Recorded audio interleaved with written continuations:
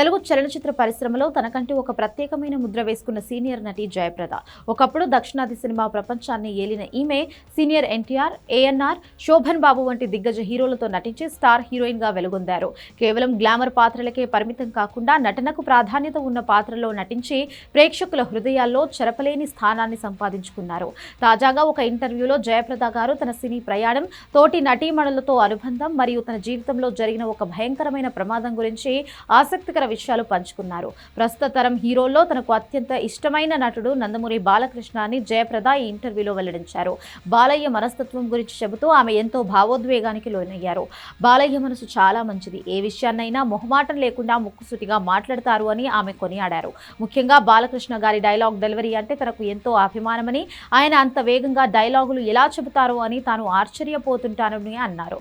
తామిద్దరూ కలిసి నటించిన మహారథి సినిమా పెద్ద హిట్ అయిందని గుర్తు చేసుకుంటూ భవిష్యత్తులో కూడా బాలయ్యతో కలిసి మరో పవర్ఫుల్ పాత్ర చేయాలనే ఆకాంక్షను ఆమె వ్యక్తం చేశారు.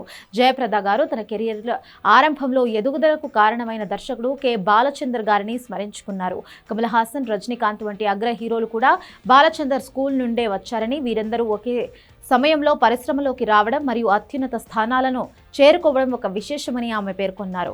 ఒకప్పుడు టాప్ హీరోయిన్గా రాణించిన ఈమె ఆ తర్వాత సహాయ నటిగా కూడా పలు సినిమాల్లో నటించి తన నటన పటిమను చాటుకున్నారు. జయప్రద గారు పంచుకున్న ఈ విషయాలు ప్రస్తుతం సోషల్ మీడియాలో వైరల్ అవుతున్నాయి.